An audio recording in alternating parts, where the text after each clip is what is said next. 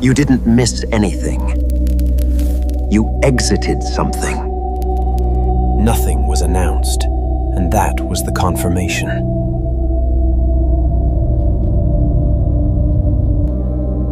The Arcturians never announce coherence. If something inside you went quiet, this is why.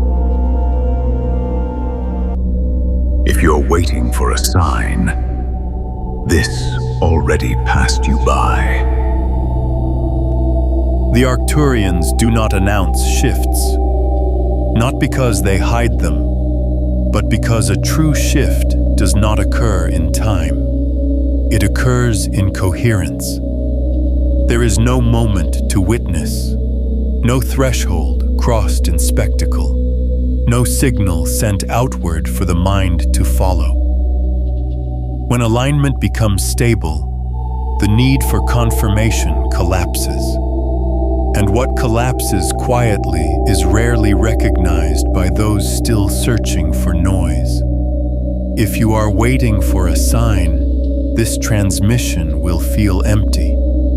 But if something has already reorganized within you, if old reactions no longer complete themselves, if certain desires dissolved without effort, if the world still moves, yet no longer pulls, then you did not miss the shift. You exited the repetition. The Arcturians do not awaken consciousness. They register states. And registration happens not when awareness expands, but when coherence stops fluctuating. This is why nothing dramatic occurred. No vision, no announcement, no external confirmation. Only a silent recalibration of your internal field that made entire timelines inaccessible without resistance, without choice, without loss. To the untrained mind, silence feels like nothing. To the Arcturian Council, silence is stabilization. If you are here, it is because something already held. This is not a message about the future. It is a recognition of a state that no longer needs to announce itself. Remain still. Then we continue. Chapter 1. Why the shift is never initiated. The deepest illusion surrounding awakening is the belief that it starts, that there is a moment, a trigger, an entry point. But nothing begins. What you call a shift is not the arrival of something higher, nor the activation of a hidden layer. It is the collapse of repetition, a withdrawal of energy from patterns that once sustained themselves through reaction, identification, and unconscious return. The Arcturians never initiate awakening because initiation presumes direction, and direction belongs to systems that are still compensating. A stable field does not push forward. It does not guide. It does not interfere. It simply ceases to support what is no longer coherent. This is why the shift feels anticlimactic, why it refuses spectacle, why it denies the drama the mind expects. There is no crossing into light, no ascension event, no marked before and after. There is only a quiet failure of the old pattern to reconstruct itself. What actually changes is not what you perceive, but what perception can no longer attach itself to. You may notice this as absence before clarity, a reaction that does not complete, a thought that loses momentum halfway through, an emotion that dissolves without resolution, a desire that no longer knows where to land. To the mind, this feels like emptiness. To the field, it is precision. Because coherence does not add, it subtracts. It removes excess motion until only what is stable remains. The Arcturians observe this process not as an event, but as a state transition. They do not ask what you believe. They do not measure insight. They do not respond to intensity. They register only one condition: whether oscillation has ceased. Oscillation is the constant return to who you think you are. It is the subtle compulsion to reaffirm identity through reaction, through conflict, through narrative. When oscillation stops, identity loses friction, and without friction, the system no longer needs to hold you in place. This is why so many feel disoriented after a shift they cannot explain. They search for expansion and encounter reduction. They expect illumination and find neutrality. They anticipate answers and instead experience silence that does not ask to be filled. This silence is not absence, it is resolution. The Arcturians do not teach coherence because coherence cannot be learned. It emerges when effort collapses and presence no longer fluctuates in response to internal demand. Maintenance replaces seeking. Stability replaces curiosity. Observation replaces interpretation. This is the moment registration occurs. Not when awareness expands, but when it stops chasing itself. Not when insight appears, but when reaction no longer completes the loop. From this point forward, nothing dramatic needs to happen. Because what has stabilized cannot return to its previous configuration. Not through force, not through rule, not through intervention. Simply because the pattern no longer exists as an option. This is why the shift cannot be initiated. It can only be allowed to finish. And when it does, there is no announcement, only a quiet certainty that something fundamental has already moved out of reach. Activation command, anchoring the field. Notice what no longer reacts inside you. Do not name it. Do not follow it. Remain with that stillness until it stabilizes. Chapter 2. When the witness no longer moves. Most traditions fail at this point because they continue speaking to the seeker. But the shift does not occur in the one who seeks. It occurs when the seeker dissolves into what has always been watching. Before coherence stabilizes, attention is restless. It moves toward sensation, toward meaning, toward identity. It claims experiences. It narrates states. It asks, "What is happening to me?" But when the shift completes, attention no longer moves outward or inward. It rests, not as effort, not as discipline, but as recognition.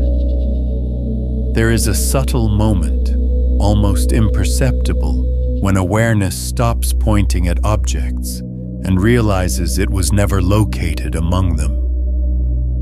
Thoughts continue. Emotions may arise. Perception remains intact. Yet something essential has withdrawn from participation.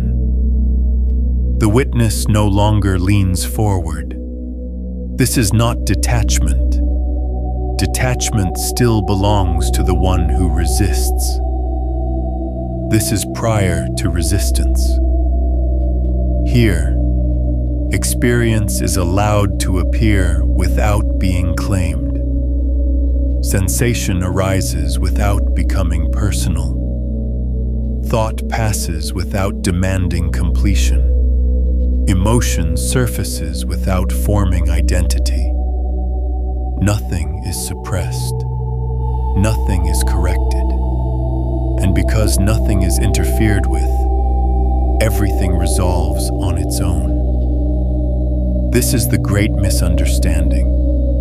People believe freedom comes from control, but control is still movement. Freedom emerges when movement is no longer required. At this stage, you do not feel elevated. You feel ordinary in a way that is strangely sufficient. The mind may call this emptiness. The personality may call it boredom. But what is actually present is completeness without stimulation. A fullness that does not announce itself. This is why those who pass through this state often believe nothing happened. They expected fireworks. They encountered neutrality. They anticipated revelation. They found simplicity. Yet this simplicity is irreversible, because once awareness recognizes itself as the unmoving background, it can no longer mistake itself for what appears within it. The world continues. Life unfolds. Choices are made. But they are no longer anchored in the need to define who you are. Action occurs without psychological residue. Experience moves without accumulation. Time passes without pulling attention into itself. This is the quiet authority the Arcturians recognize. Not knowledge, not belief, not intensity, but the absence of identification with what comes and goes. Here, coherence is no longer practiced. It is lived effortlessly. Not because effort succeeded, but because effort became unnecessary. And once this recognition stabilizes, there is no return to seeking, because what you are has been seen as what was never missing. Activation command. Anchoring. Let attention rest without direction. Allow whatever appears to appear without moving toward it. Remain as the unmoving background until nothing asks for you. Chapter 3. When effort finally collapses. There is a moment the mind does not anticipate because it cannot imagine it. A moment when effort does not fail. It simply becomes irrelevant. Up to this point, most inner movement has been driven by correction, an attempt to refine experience, to improve states, to arrive somewhere else. Even silence was approached as a goal. Even stillness was something to maintain. But the deeper shift occurs when effort is no longer withdrawn, but outgrown. Not because you decided to stop trying, but because trying no longer produces results. The system recognizes this before you do. Attention begins to notice that every movement toward improvement creates tension without resolution. Every attempt to stabilize introduces subtle instability. Every effort to remain present implies the possibility of absence. And so effort exhausts itself, not dramatically, not in surrender, but in quiet recognition that nothing further is required. This is when action changes quality. Thoughts may still arise, but they no longer recruit energy. Decisions may still be made, but they do not carry psychological weight. The body moves, speech occurs, life responds, yet none of it asks for reinforcement. This is the point where will dissolves into alignment, not passive, not inert, precise. Movement happens because it is appropriate, not because it is motivated.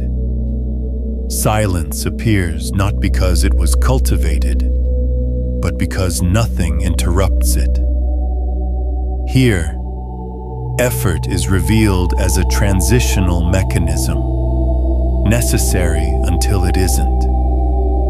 Once coherence is stable, effort becomes friction, and friction is immediately felt, not as pain, but as unnecessary tension. The system naturally releases what no longer serves equilibrium. This is why those who reach this stage often feel a subtle grief, not sadness, but the recognition that the one who was trying will not be needed again. Identity softens. The need to do something with awareness dissolves. Awareness remains unemployed. And this unemployment is freedom, because nothing is required to sustain what is already whole. From here, life is no longer managed, it is allowed. Responses arise without strategy. Clarity appears without effort. Silence holds without defense. This is the state the system trusts, not because it is perfect, but because it does not interfere. And when interference ends, what remains organizes itself with flawless economy. There is no instruction here, no method to apply, because this chapter does not describe something you must do. It describes what happens when doing no longer claims authority. And once effort collapses in this way, it does not return, not because it is forbidden, but because it is seen as unnecessary. Activation command, settling, release the need to adjust anything. Let effort fall away on its own. Remain where nothing needs correction. Chapter 4. When identity loses its center. Long after effort collapses, something subtler begins to dissolve.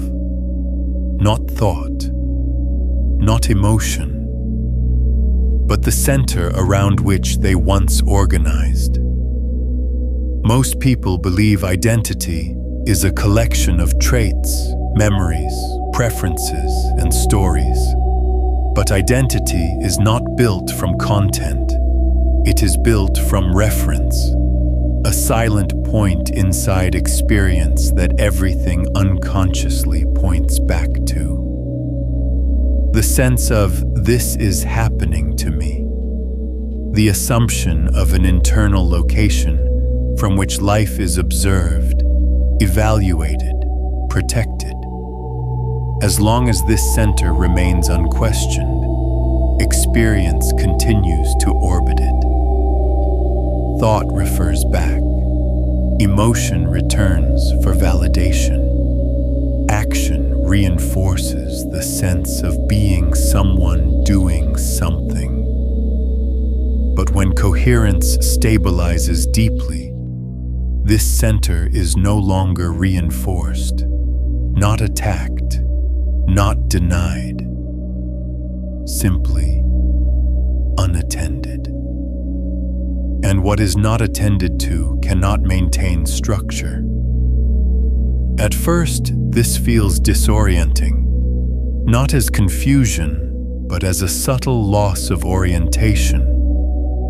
Experience continues, yet no longer points inward. Perception unfolds without reporting back to a core. Thoughts arise without asking permission. Emotions pass without anchoring identity. The question, "Who am I in this?" no longer forms automatically. This is not ego death. That idea still belongs to drama. This is ego decentralization. The center dissolves because nothing is feeding it. And without a center, experience becomes panoramic. Life is no longer faced head-on from a fixed position. It surrounds. Sound arrives without distance. Sensation appears without ownership. Movement occurs without an internal narrator. This is why many misinterpret this phase as dissociation. But dissociation divides. This unifies. Everything is closer, yet nothing is personal. The body functions.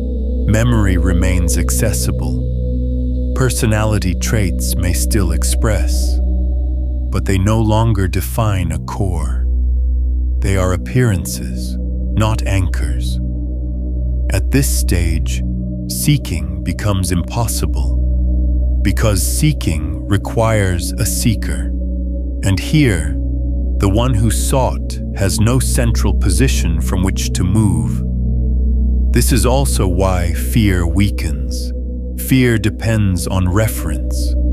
It needs a center to protect, a future to defend, a story to preserve. When the center loosens, fear loses its geometry. It may arise briefly, but it cannot organize. It passes without instruction. This is the quiet revolution the mind never imagines. No transcendence, no escape from life, just the absence of a central fiction. And in that absence, something extraordinary happens. Life begins to move with less resistance than ever before. Decisions occur without internal debate. Action flows without self-monitoring. Presence stabilizes without effort, because nothing is standing in the way. This is not enlightenment as mythology describes it. This is functionality without distortion. A system without a false center operates with natural intelligence. And once identity loses its center, it does not rebuild itself. Not because it cannot, but because there is no reason to. The structure is seen through, and what is seen through is no longer mistaken for truth. Activation command, decentering. Allow experience to occur without referencing it to a center. Notice what remains when nothing claims ownership. Chapter 5. When time loses authority. After the center dissolves, another assumption quietly releases its grip. The assumption that experience unfolds inside time. Most perception is structured around anticipation. Memory pulls backward. Expectation pulls forward. Even presence is often practiced as a point between two movements. But when coherence stabilizes fully, time no longer organizes awareness. Events still occur. Clocks still move. Sequences remain functional.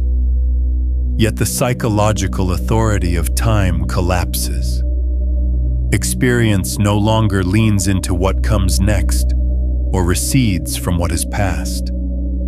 It arrives whole. This is not timelessness as abstraction. It is immediacy without urgency. Moments no longer compete. They do not rush to replace one another. Each perception completes itself without referencing another moment for validation or continuity.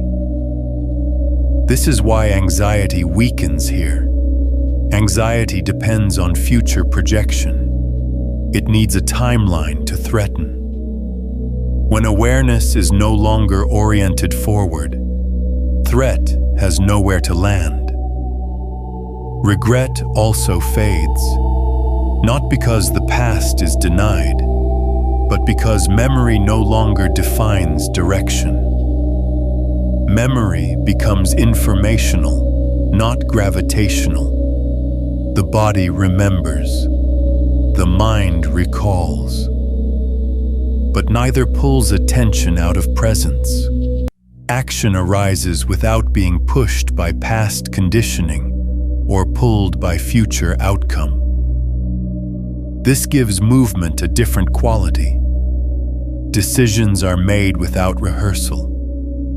Speech happens without internal delay.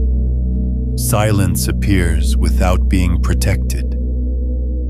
Time continues externally, but internally it loses leverage. You may notice this as spaciousness, not expanded time, but the absence of pressure within it.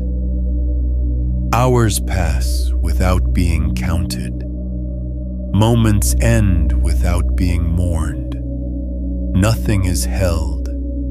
Nothing is rushed. This is not indifference.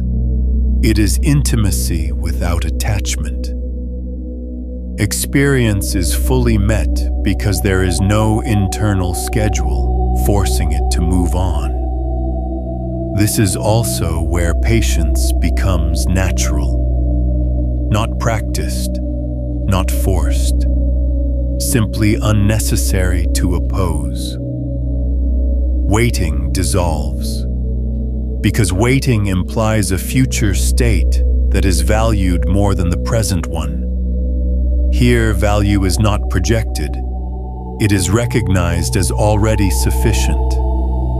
This is why those who stabilize here often feel quietly immune to urgency-driven environments. Noise does not disturb. Speed does not seduce. Life continues, but it no longer drags awareness with it. Time becomes a tool, not a master. Used when needed, ignored when not. And when time loses authority, the system finally rests in its natural rhythm. Not fast, not slow, accurate. Experience unfolds without resistance because nothing inside is arguing with its pace. This is not an achievement. It is the natural consequence of a field no longer divided by past and future. And once this stabilizes, there is no desire to return to urgency. Because urgency is revealed as unnecessary motion inside a system that was never late. Activation command. Release from time. Allow this moment to complete itself without anticipating the next. Remain where nothing is early and nothing is late. Chapter 6. When choice stops being personal. After time loses authority, choice begins to change its nature. Most people believe choice defines freedom. That deciding is proof of agency. That control is the mark of autonomy. But choice, as it is usually experienced, is a reaction to internal division, a conflict between preferences, a negotiation between fear and desire. a calculation shaped by identity. When coherence stabilizes deeply, this internal split dissolves, and with it, choice loses its personal charge. Decisions still happen. Paths are still taken. Actions still unfold. But they no longer feel chosen. Not because will disappears, but because will is no longer fragmented. There is no inner committee debating outcomes. No future self being protected. No image to preserve. Movement arises from situational clarity, not from psychological preference. This is why action becomes simple, not impulsive, not passive. Exact. What needs to be said is said. What needs to be done is done. What needs to end ends, without inner commentary, without justification, without the lingering sense that something else should have been chosen. This is deeply unsettling to the identity, because identity survives by claiming authorship. It needs to say, I decided. I chose this. This reflects who I am. But here, there is action without ownership.